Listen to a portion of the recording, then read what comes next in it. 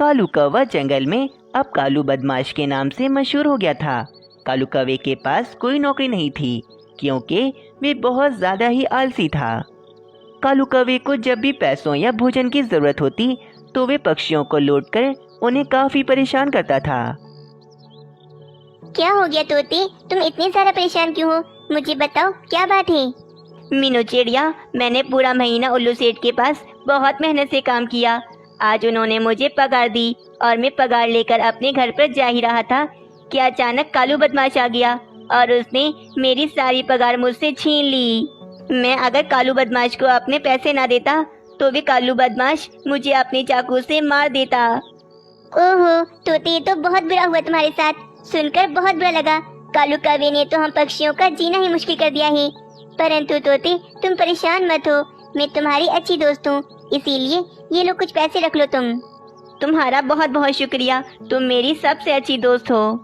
वहीं कालू कौवा और उसकी चालाक पत्नी स्वादिष्ट भोजन मंगाकर खा रहे थे। वाह भाई कालू जी, इस बार तो आपने लंबा हाथ मारा है। बेचारे तोते की सारी पगार ही छीन ली उससे। उस तोते को क्या पता था कि इस महीने की पगार भी हमारे लिए कमा रहा है। तुम देखती जाओ, अब कल मैं बुलबुल बहन के पास जाऊंगा। मुझे पता लगा है कि बुलबुल बहन के पास मोटी सोने की चैन है। कल देखना तुम, मैं वे सोने की चैन बुलबुल बहन से छीन लाऊंगा। अगली सुबह होते ही कालू कौवा आकर बुलबुल की मासूम बच्ची को पकड़ लेता है। बुलबुल बहन, अगर तुम्हें अपनी मासूम बेटी की जान प्यारी है तो अपने गले की मोटी चैन मुझे दे दो। दुष्ट कालू कौवे, कभी नहीं, मैं तुम्हें अपनी ये चैन कभी नहीं दूंगी। ये मेरी माँ की आखिरी निशानी है। तो ठीक है, फिर मैं अपने इस बड़े से चाकू से तुम्हारी बेटी को मार देता हूँ। मम्मा मम्मा, मुझे बचा लो, मुझे बचा लो, ये मुझे मार डालेंगे, मुझे बचा लो। जल्दी बोलो बुलबुल बहन, क्या करना है, वरना मैं इसका काम यही खत्म कर देता हूँ। नहीं नहीं, मेरी बेटी को कुछ मत करना, कुछ मत करना इसे। मैं तुम्हें अपनी चैन अभी देती हूँ, ये लो मेरी चैन। सोने की मोटी चैन मिलते ही कालू कौवा फौरन से वहाँ से भाग जाता है।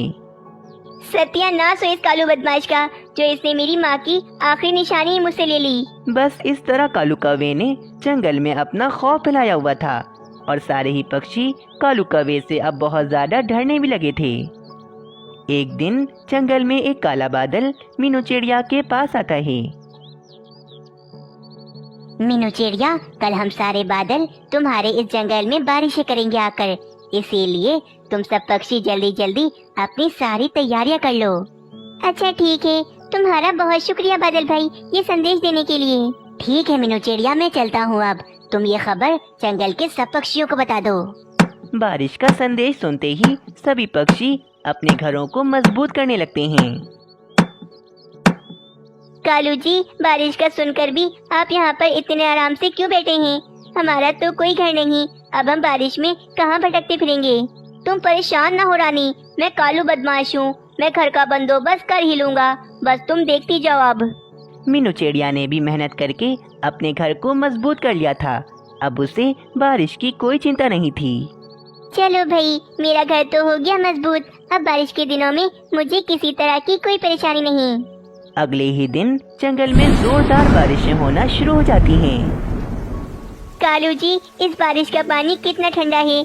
सब पक्षी तो आराम से अपने बंद घरों में बैठे होंगे और हम यहाँ पर इस ठंडी बारिश में भीग रहे हैं। चलो तुम मेरे साथ, अब हम जाकर मीनू चिड़िया के घर पर कब्जा कर लेते हैं। मीनू चिड़िया का घर अब होगा हमारा। हाँ, अगर मीनू चिड़िया का घर हमारा हो गया तो मजा ही आ जाएगा, क्योंकि मीनू चिड़िया जंगल में सबसे ज्यादा मजबूत घर बनाती है। फिर कालू कौवा अपना बड़ा सा चाकू लेकर मीनू चिड़िया के घर की तरफ जाता है और वहाँ पर आकर मीनू चिड़िया के घर का दरवाजा खटखटाने लगता है। कौन आया है भाई? इस तेज बारिश में कौन है? मीनू आंटी जल्दी दरवाजा खोलें, मैं कबूतर का बेटा हूँ, आप जल्दी से दरवाजा खोल दें, इस बारिश का पानी बहुत ठंडा है। बस वे चिड़िया जैसे ही दरवाजा खोलती है तो कालू कौवा और रानी कौवी उसके घर में घुस आते हैं। चलो चलो, सीधी शराफत से इस घर को खाली कर दो, वरना अपने चाकू से तुम दोनों को काट डालूंगा।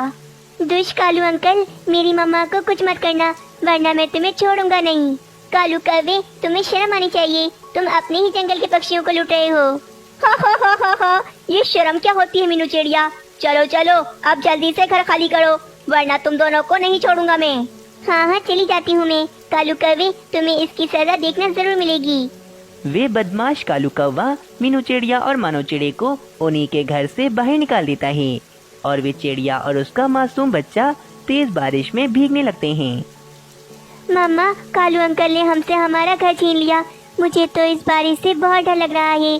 देखें तो आसमान पर कितनी बिजली कड़क रही है। मानो तुम डरो नहीं इस बारिश से और मेरे साथ चलो। मीनू चिड़िया मानो चिड़े को लेकर कबूतर के घर में आती है। अरे बाप रे मीनू चिड़िया, उस कालू बदमाश ने तुमसे तुम्हारा घर ही छीन लिया। कितना ज्यादा गलत कर रहा है वो। काश कि उसे कोई रोकने वाला होता। कबूतर भाई, मैं मानो चिड़े को यहाँ आपके पास छोड़कर जा रही हूँ। मैं थोड़ी देर में आती हूँ, आप मानो चिड़े का ख्याल रखना। अरे मम्मा, आप इस तूफानी बारिश में कहाँ जा रही हो? बेटा मैं अभी आती हूँ, बस तुम कबूतर अंकल को बिल्कुल परेशान मत करना। ये कहकर मीनू चिड़िया वहाँ से चली जाती है।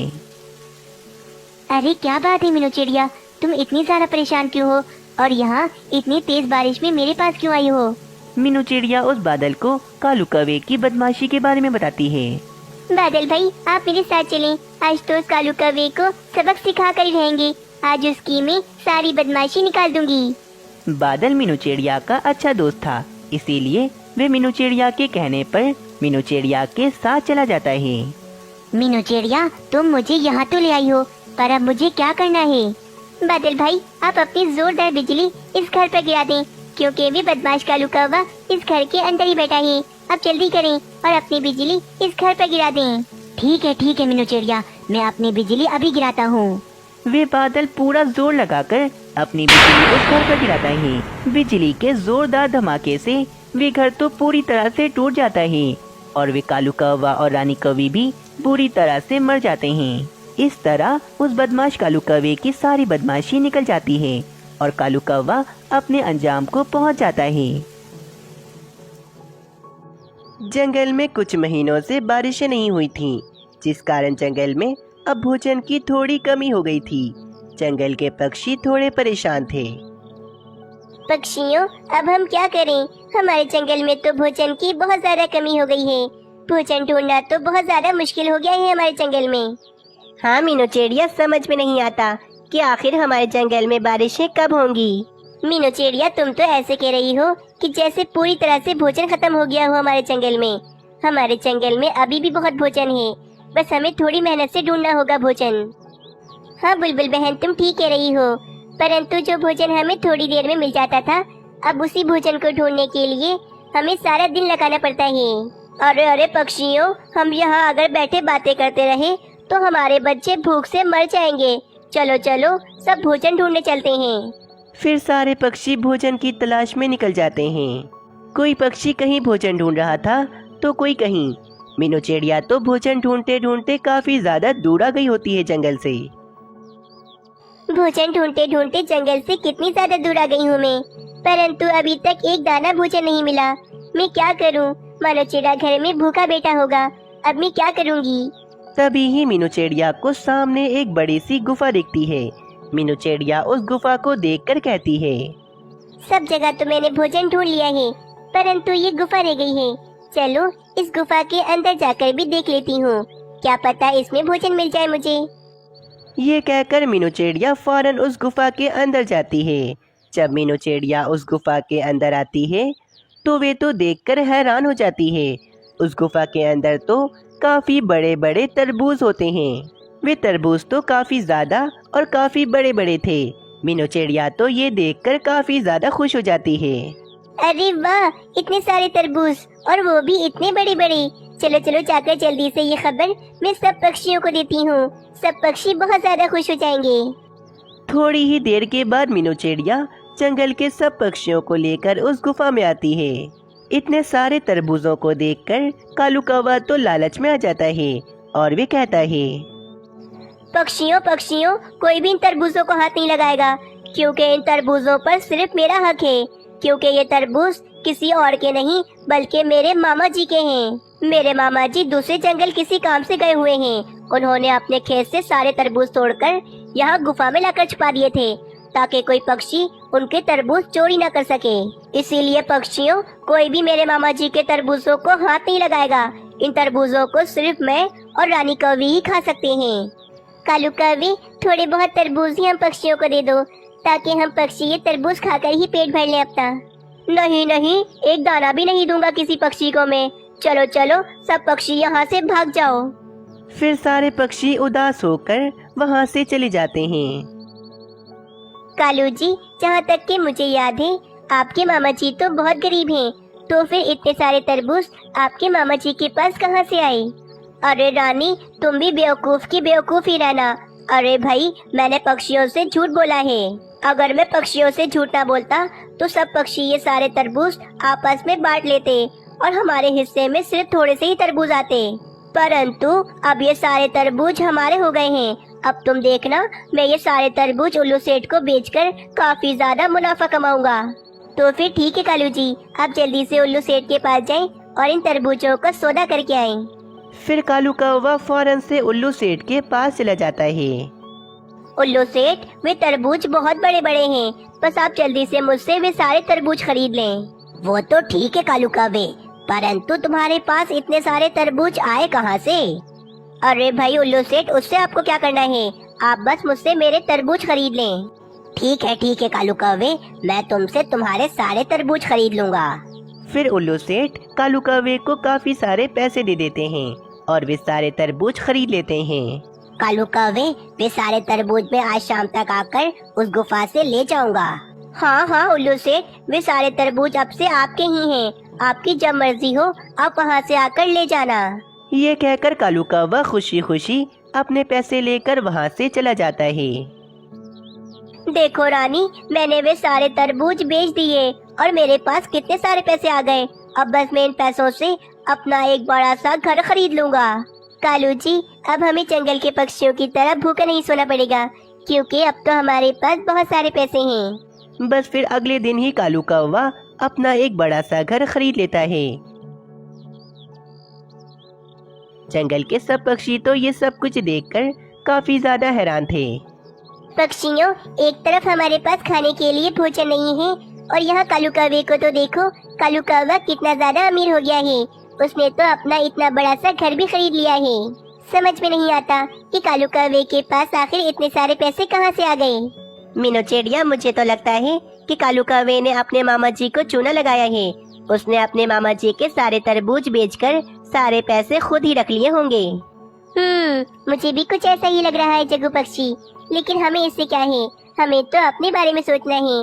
पर जल्दी से हमारे जंगल में बारिशें हो जाएं, ताकि हमारे जंगल में दोबारा से फसलें निकल आएं और हमें भोजन की कोई कमी न हो। मीनू चिड़िया, तुम परेशान मत हो, देखना हमारे जंगल में जल्द ही बारिशें हो जाएंगी और हमारी ये सारी समस्याएं दूर हो जाएंगी। दूसरी तरफ कालू कौवा तो अब काफी ज्यादा खुश हो रहा था, क्योंकि अब कालू कौवे को किसी भी चीज की कोई कमी नहीं थी। चलो भाई, आज मैं अपने सारे कामकाज खत्म करके दूसरे जंगल से वापस आ गया हूँ। अब मैं जल्दी से अपने सारे तरबूज ले जाकर किसी अच्छे पक्षी को बेच देता हूँ और काफी ज्यादा मुनाफा कमाता हूँ। कबूतर किसान ने बड़ी ही मेहनत से अपनी तरबूजों की फसल लगाई थी और कबूतर किसान ने ही वे सारे तरबूज गुफा में लाकर छुपा दिए थे। बस फिर जैसे ही कबूतर किसान उस गुफा के अंदर आता है तो वे तो देखकर हैरान हो जाता है। उस गुफा में तो एक भी तरबूज नहीं होता। अरे रे, ये क्या हो गया? मैं तो लुट गया, मैं तो बर्बाद होके रह गया। मेरे सारे तरबूज कहाँ चले गए? किसने चोरी कर लिए मेरे तरबूज? अब मैं क्या करूँ? पूरे साल मेहनत करके मैंने अपनी तरबूजों की फसल लगाई थी। सोचा था कि बहुत ज्यादा मुनाफा कमाऊंगा, लेकिन मेरे सारे तरबूज तो चोरी हो गए। छोड़ूंगा नहीं, किसी को नहीं छोड़ूंगा। जिसने मेरे तरबूज चोरी किए हैं उसे तो मैं छोड़ूंगा नहीं। कबूतर किसान गुस्सा होकर फौरन पक्षियों के पास जाता है। सच सच बताओ पक्षियों, तुम में से किसने मेरे तरबूज चोरी किए हैं? मैंने अपने काफी सारे बड़े बड़े तरबूज गुफा में छुपा दिए थे, लेकिन अब मेरे सारे तरबूज उस गुफा से गायब हैं। अरे, कहीं कबूतर किसान उन्हीं तरबूजों की बात तो नहीं कर रहा जिन तरबूजों को कालू कौवा अपना कह रहा था? कबूतर किसान, तुम ये क्या कह रहे हो? वे सारे तरबूज तो कालू कौवे के मामा जी के थे, जो उन्होंने गुफा में रखे थे। नहीं नहीं मीनू चिड़िया, वे सारे तरबूज मेरे हैं। मुझे किसी काम से दूसरे जंगल जाना था, इसीलिए मैंने अपने सारे तरबूज तोड़कर उस गुफा में छुपा दिए थे। परंतु कबूतर किसान, अब तो कालू कौवे ने वे सारे तरबूज उल्लू सेठ को बेच दिए हैं। अब तुम क्या करोगे? मैं कालू कौवे को छोड़ूंगा नहीं, उसने मेरे तरबूज चोरी किए हैं। उसे तो जाकर अभी बताता हूँ मैं। थोड़ी देर में कबूतर किसान मिट्ठू महाराज के सैनिक को लेकर कालू कौवे के पास आता है। सैनिक जी, पकड़ लो उस कालू कौवे को। ये कालू कौवा चोर है, इसने मेरे सारे तरबूज चोरी कर लिए हैं। क्या कबूतर किसान, वे सारे तरबूज तुम्हारे थे? अरे मुझे लगा कि वे सारे तरबूज मेरे मामा जी के हैं, जभी तो वे सारे तरबूज मैंने उल्लू सेठ को बेच दिए। कालू कौवे, इस बार तो तुमने बहुत बड़ा अपराध किया है। इस बार तो तुम्हें लंबी सजा मिलेगी। बस फिर मिट्ठू महाराज का सैनिक लाकर कालू कौवे को बंदी बना लेता है और वहीं कबूतर किसान कालू कौवे के घर पर कब्जा कर लेता है और रानी कौवे को घर से निकाल देता है। अगले ही दिन जंगल में काफी तेज बारिश शुरू हो जाती है और अब सब पक्षी बारिश से काफी ज्यादा खुश हो जाते हैं।